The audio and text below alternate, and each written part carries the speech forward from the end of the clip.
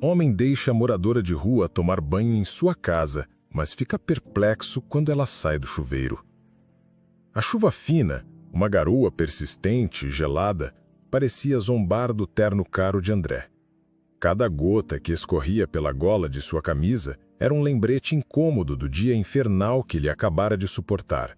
As ruas do centro da cidade, àquela hora do crepúsculo, eram um borrão de faróis e guarda-chuvas, um organismo caótico pulsando com a pressa de milhares de pessoas que, como ele, só queriam o refúgio de seus lares. Reuniões que se arrastaram por horas, planilhas com números que dançavam diante de seus olhos cansados, decisões que poderiam selar o destino de dezenas de funcionários. O peso do mundo corporativo parecia condensado em uma dor surda entre suas omoplatas. Tudo o que ele desejava, com uma ânsia quase infantil, era a rendição incondicional a um banho quente, o silêncio de seu apartamento e talvez uma dose de uísque para aplacar os nervos. Seus olhos, semicerrados contra a névoa úmida, vagavam sem foco. Um vendedor de amendoim torrado gritava seu pregão final, o cheiro doce e quente cortando o ar frio por um instante. Um casal de jovens se beijava sob a marquise de uma loja fechada, alheios ao mundo. Carros buzinavam em um coro de impaciência. Era a sinfonia urbana de sempre. A trilha sonora de sua vida, ele era mais uma nota anônima naquela partitura frenética. Foi então que um calafrio diferente percorreu sua espinha, um que não tinha nada a ver com o clima. Uma sensação de vazio, de algo faltando. Instintivamente, sua mão direita foi ao bolso interno do paletó. Vazio. Apalpou o bolso traseiro da calça. Nada. O coração de André deu um salto desagradável. Um baque surdo no peito. A carteira. Não estava lá. A imagem mental veio nítida. Ele, pagando pelo café expresso duplo na lanchonete a 3 quarteirões dali, colocando a carteira sobre o balcão por um segundo para ajeitar a pasta. Devia ter caído. Droga! Ele resmungou para o vento. O vapor de sua respiração se dissipando no ar. Com uma frustração que azedava sua boca, André deu meia volta, empurrando levemente as pessoas em seu caminho e começou a refazer seus passos. A esperança era uma chama minúscula contra o vento da probabilidade. Encontrar uma carteira caída no centro da cidade era como tentar encontrar uma agulha em um palheiro em chamas. Ele já estava a meio caminho, os olhos varrendo o chão cinzento e molhado, quando um movimento periférico chamou sua atenção. Uma figura, correndo desajeitadamente contra o fluxo da multidão, vinha em sua direção. As roupas, mais do que gastas, estavam rasgadas em alguns pontos e escurecidas pela chuva e pela sujeira. Os cabelos, longos e emaranhados, grudavam-se em um rosto magro e pálido. Em sua mão, ela segurava algo. Um instinto de André, afiado por anos vivendo na metrópole, gritou perigo. Ele enrijeceu o corpo, preparou-se para o impacto, para a abordagem agressiva, para a faca escondida. Seria um assalto. O fim humilhante para um dia já desastroso. Mas, para sua completa e total surpresa, a mulher parou a um passo dele, ofegante, o peito subindo e descendo com esforço. Ela não pediu nada, não o ameaçou, apenas estendeu a mão trêmula e nela estava sua carteira de couro italiano. "O senhor deixou cair na lanchonete?" disse ela entre respirações entrecortadas. A voz era rouca, fraca. "Eu vi quando caiu e corri atrás do senhor para devolver." André ficou mudo. O mundo ao redor pareceu desacelerar. O barulho dos carros, as vozes das pessoas, a chuva, tudo se tornou um zumbido distante. Ele pegou a carteira, o couro familiar, um reconforto sólido em sua mão. A abriu. Estava tudo lá. Os cartões de crédito, os documentos, o dinheiro, uma quantia considerável que ele havia sacado para uma emergência. Por um longo momento, ele apenas olhou para a mulher. Agora, de mais perto, via os detalhes que a distância escondia. A pele craquelada pelo frio, a magreza que falava de fome e os olhos. Meu Deus, os olhos. Eram cansados, profundamente cansados, mas continham uma luz de clareza, uma dignidade que contrastava violentamente com sua aparência. Era evidente que ela vivia na rua, uma das muitas almas invisíveis que ele passava todos os dias, sem um segundo olhar. Muito obrigado. Ele finalmente conseguiu dizer. A voz soando estranha para os seus próprios ouvidos. Eu nem sei como agradecer. Você poderia ter ficado com o dinheiro. Ninguém saberia. A mulher deu de ombros, um gesto pequeno e quase indiferente, como se a ideia fosse absurda. Não é meu, não é? Ela respondeu com uma simplicidade desconcertante. Eu só fiz o que era certo. Aquelas palavras, o que era certo, atingiram André com a força de um soco no estômago. Ele, que passara o dia inteiro navegando em um mar de ambiguidades morais, de pequenas concessões e grandes estratégias, foi desarmado pela ética inabalável de alguém que não tinha absolutamente nada. Uma onda de emoção, uma mistura de vergonha, admiração e algo mais profundo e inominável o pegou de surpresa. Uma conexão. Um reconhecimento de humanidade em sua forma mais pura e inesperada. Impulsivamente, sem calcular as consequências, sem sequer entender a origem daquele impulso, ele tomou uma decisão. Olhou para as roupas ensopadas dela, para o tremor em suas mãos, para a exaustão gravada em cada linha de seu rosto. "Por que você não toma um banho quente e come alguma coisa?" ele sugeriu, sua voz surpreendentemente gentil. "Não é longe daqui. Eu posso te levar." A mulher arregalou os olhos. A clareza neles foi substituída por um choque faiscante, seguido de perto pela desconfiança. Era a reação que ela aprendera para sobreviver. Nada vinha de graça, especialmente não de um homem rico em um terno caro. "Eu não posso aceitar", ela murmurou, dando um passo instintivo para trás, preparando-se para fugir. O escudo da cautela voltou a se erguer. André percebeu a muralha que se formou entre eles. Ele ergueu as mãos em um gesto apaziguador, sem pressa. "Por favor", ele insistiu, mantendo o tom suave. "É o mínimo que posso fazer. Você me devolveu algo valioso. Deixe-me retribuir o favor. Não há segundas intenções, eu prometo. Apenas gratidão." Um silêncio tenso se instalou entre eles. Um pequeno vácuo no meio do caos da calçada. Ela o estudou, procurando o engano, a armadilha. Não encontrou nada, além de uma sinceridade cansada, mas genuína. Finalmente, com um suspiro que parecia carregar o peso de anos, ela assentiu. Era um movimento quase imperceptível, como se temesse que um gesto maior pudesse quebrar o encanto ou selar um erro terrível. "Um banho quente." Sua voz falhou, embargada por uma mistura crua de vergonha e alívio. "Seria maravilhoso." No curto trajeto de carro para a casa de André, o silêncio era denso. Ela se encolheu no banco do passageiro de couro macio, como se tentasse ocupar o menor espaço possível, com medo de sujar o interior impecável do veículo de luxo. Ela disse que seu nome era Lia, mas as palavras saíram como um sussurro. E depois disso, não falou mais. Seus olhos corriam pela janela, observando as lojas de grife darem lugar a ruas arborizadas e, finalmente, a mansões protegidas por altos muros. Era um mundo alienígena. A cada esquina, ela parecia esperar que alguém, a polícia ou a segurança do bairro, aparecesse para arrastá-la daquele carro, questionando o que uma criatura como ela fazia ali. André, sentindo seu desconforto como uma presença física no carro, tentou um sorriso caloroso. A estranheza da situação não o poupava. O que ele estava fazendo? Trazendo uma completa estranha para sua casa? Era uma loucura. No entanto, a convicção de que era a coisa certa a fazer não o abandonava. Ao pararem em frente ao portão de ferro forjado de sua residência, Lia prendeu a respiração. A casa não era uma casa. Era uma declaração. Majestosa, com um jardim meticulosamente cuidado, mesmo sob a garoa, e uma arquitetura moderna que exalava uma elegância fria e imponente. Parecia um cenário de filme. Um lugar onde pessoas como ela só entravam pela porta dos fundos, e mesmo assim, raramente.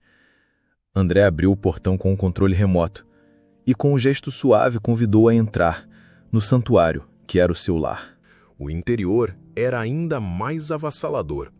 O pé direito duplo da sala de estar criava uma sensação de espaço catedralesco, Lustres de cristal pendiam como constelações cativas, e cada peça de mobiliário parecia uma obra de arte solitária em uma galeria. Antes que Lia pudesse processar o choque, uma mulher de uniforme discreto, a empregada, surgiu de um corredor, silenciosa como um fantasma. "Clara, por favor, mostre à nossa convidada onde fica o banheiro de hóspedes", pediu André, seu tom cordial e inabalável. Virando-se para Lia, ele acrescentou com uma gentileza que a desarmou novamente. "Fique à vontade. Há toalhas limpas no armário e eu pedi para Clara separar algumas roupas secas para você. Leve o tempo que precisar, não se apresse." Lia seguiu Clara por um corredor de mármore polido, seus passos hesitantes, cada um ato de transgressão. Sentia-se como uma impostora, uma fraude prestes a ser desmascarada. Quando a porta do banheiro de hóspede se abriu, ela soltou um pequeno suspiro involuntário. O cômodo era maior do que muitos dos quartos de albergue e abrigos onde ela havia passado noites insones. O mármore branco reluzia, a banheira de imersão parecia uma escultura, e o espelho, vasto e impecável, refletia um mundo de luxo que parecia zombar de sua própria existência. Lentamente, como se seus membros pertencessem a outra pessoa, ela começou a se despir. Evitou o espelho. Não queria encarar a imagem da mulher que a vida a havia transformado. Os ossos salientes, a pele marcada, os olhos fundos. Não queria ver a ruína. Fechou os olhos e, por um instante, o silêncio absoluto do lugar a envolveu. Era um silêncio que ela não conhecia, livre do som de sirenes, de tosses e de choros abafados. Ali, naquele santuário de mármore, ela estava prestes a se despir não apenas das roupas molhadas e sujas, mas de camadas de dor, vergonha e desespero. Quando girou o registro e a água quente, fumegante, começou a jorrar sobre sua pele, Lia não conseguiu mais segurar. As lágrimas vieram, silenciosas a princípio, depois em soluços convulsivos que sacudiam seu corpo frágil. A sensação da água quente era tão avassaladora, tão esquecida, que quebrou todas as suas defesas. Há quanto tempo?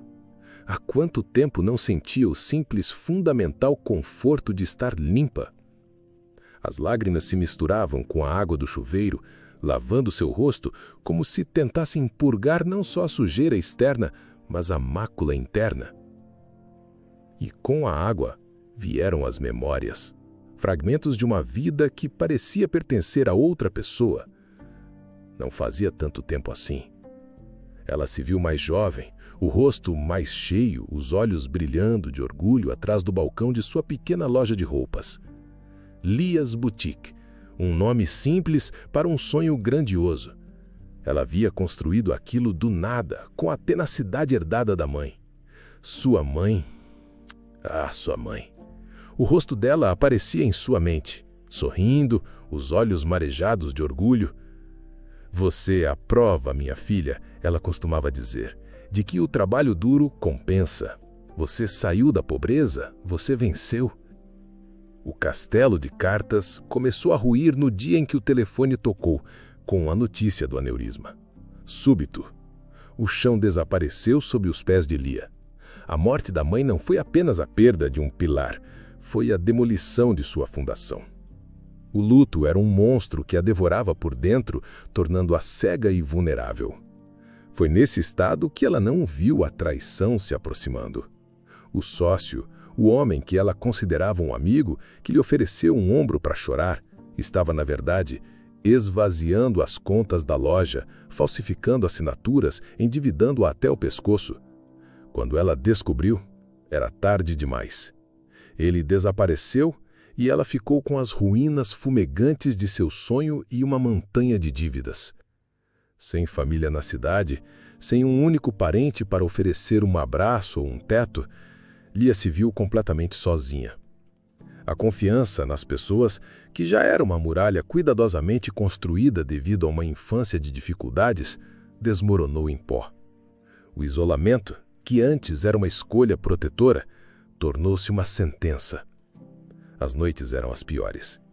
A solidão e a dor eram um poço sem fundo.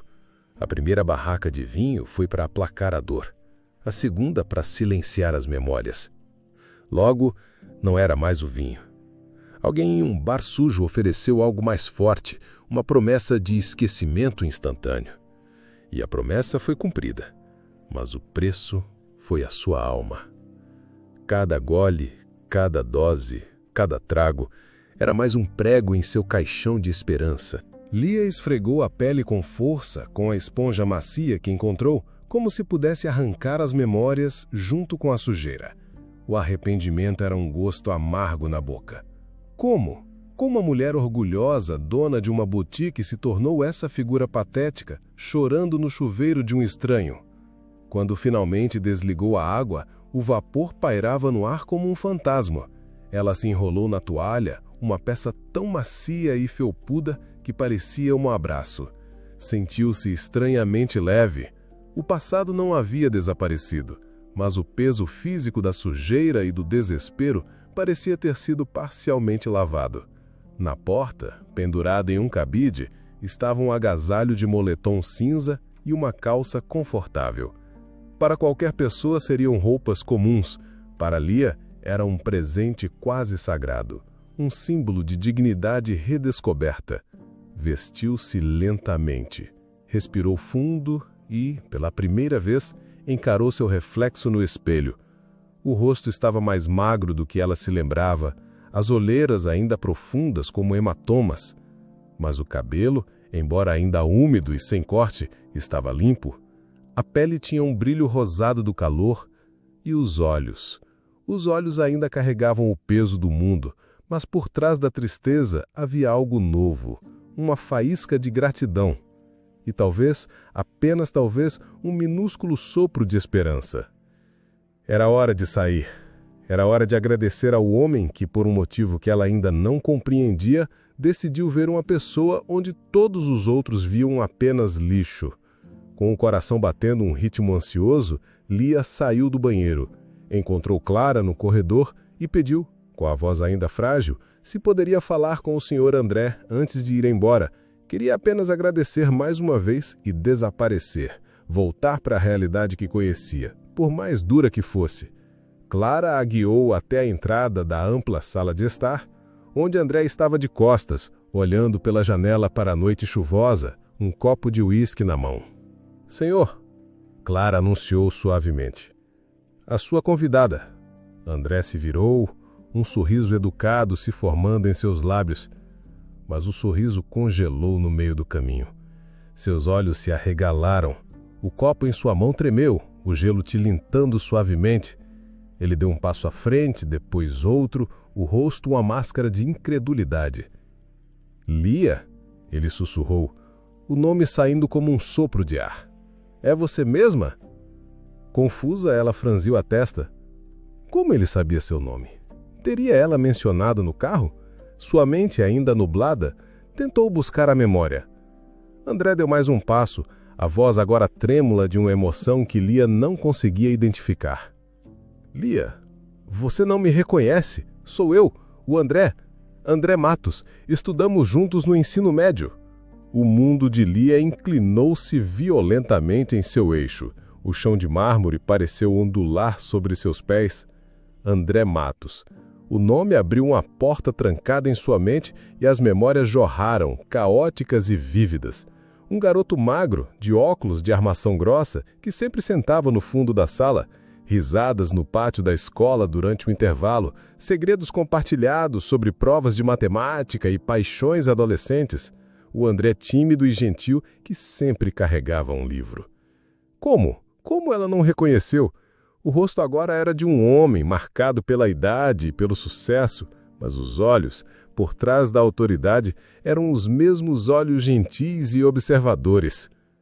"André", ela murmurou, a voz quebrando. As lágrimas que ela pensou terem secado no chuveiro voltaram com força total.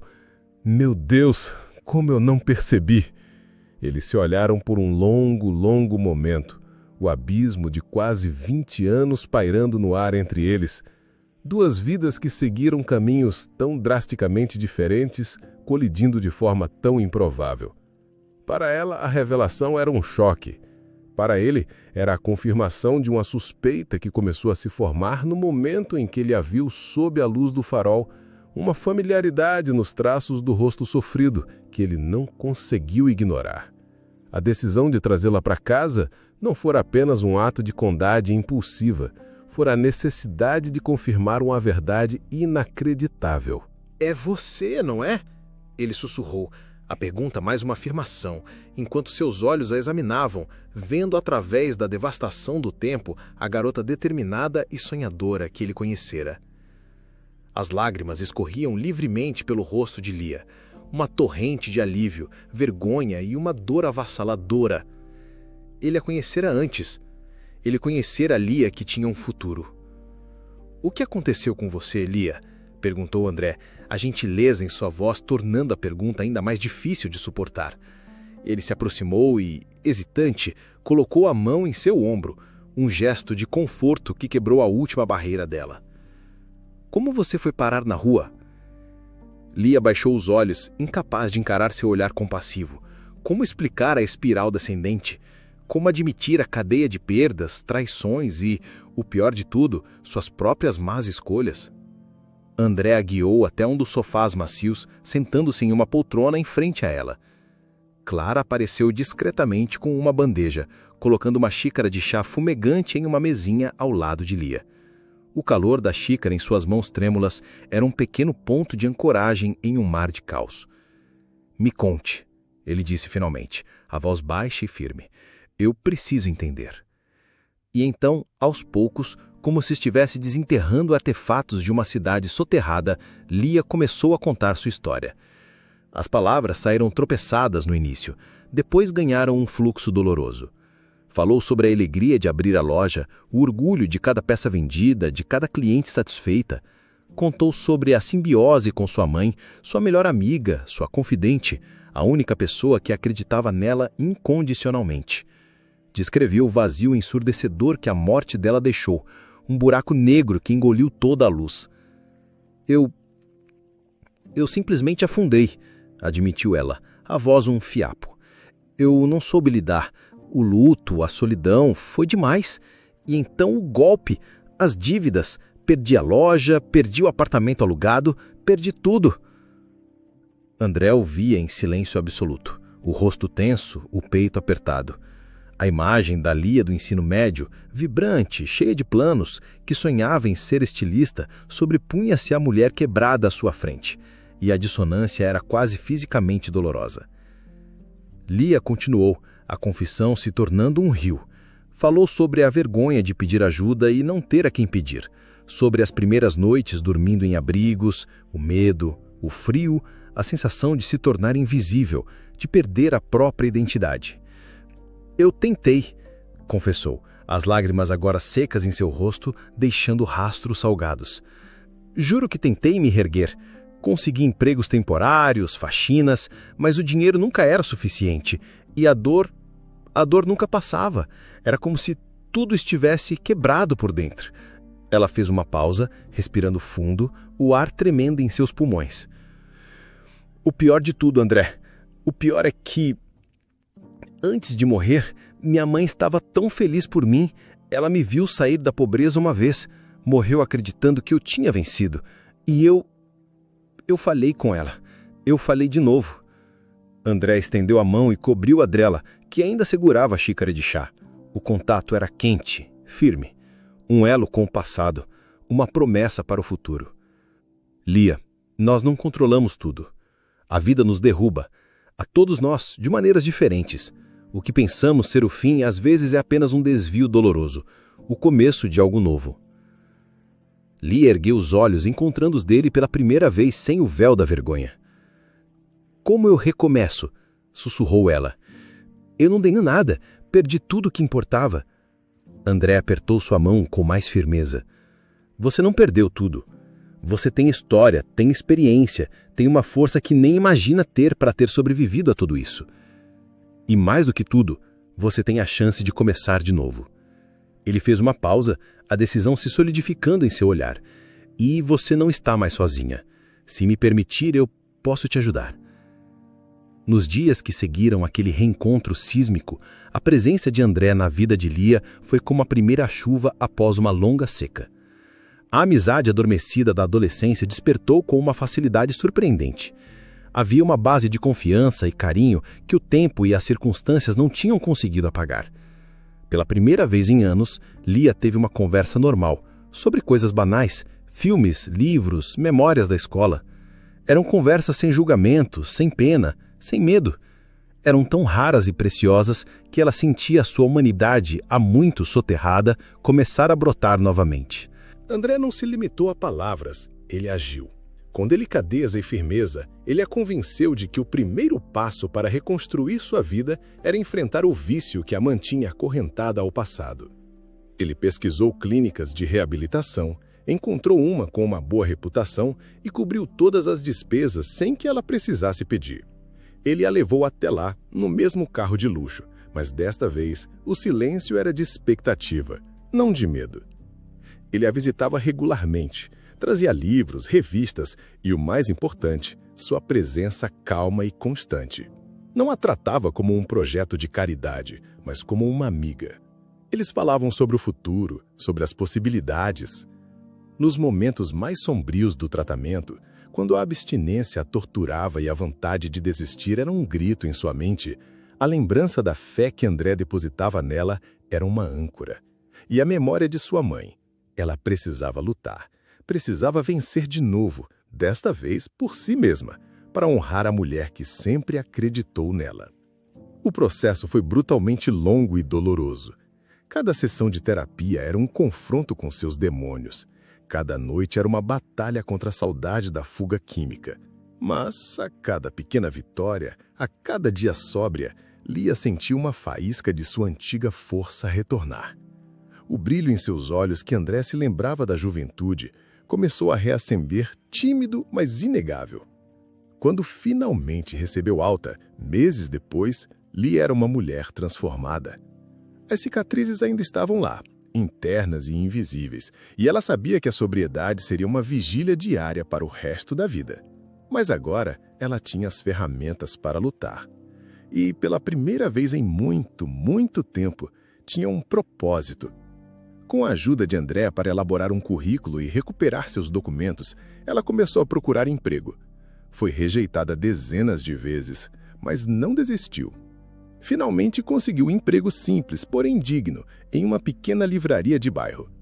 O cheiro de papel e tinta, a quietude do lugar, o ato de organizar histórias nas prateleiras, tudo isso lhe trouxe uma paz que ela não sentia há uma década. A rotina lhe deu estrutura, o salário, por menor que fosse, lhe deu dignidade. Ela economizou cada centavo que pôde. Morou por alguns meses em um quarto alugado, simples e limpo. E então, um dia, com o coração pulsando de uma alegria nervosa, ela usou suas economias para dar o depósito de um pequeno apartamento num bairro modesto. Era minúsculo, com móveis de segunda mão e uma vista para um pátio de tijolos. Mas era a dela. Naquele dia, após assinar o contrato de aluguel, Lia entrou em sua nova casa e fechou a porta. O som do clique da fechadura foi o som mais bonito do mundo. Não havia luxo, não havia mármore, não havia lustres de cristal. Havia apenas 4 paredes que eram suas. Um refúgio conquistado com suor, lágrimas e uma força que ela redescobrira dentro de si. Ela caminhou até a única janela da sala e olhou para o céu da tarde. As nuvens se abriram por um instante e um raio de sol mais forte atravessou o vidro, aquecendo seu rosto. Naquele calor, Lia sentiu uma certeza avassaladora, uma comunicação silenciosa que transcendia a vida e a morte. Sim, sua mãe estava orgulhosa.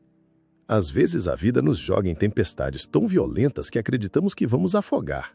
Mas às vezes, no meio do naufrágio, um rosto familiar aparece na escuridão, estendendo a mão. André fora essa mão para Lia.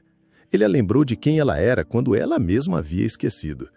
Agora, de pé em sua própria casa, sob a luz de um novo começo, era a vez dela de carregar essa luz para dentro de si, um passo de cada vez, em direção a um futuro que pela primeira vez em muito, muito tempo, ela finalmente acreditava merecer.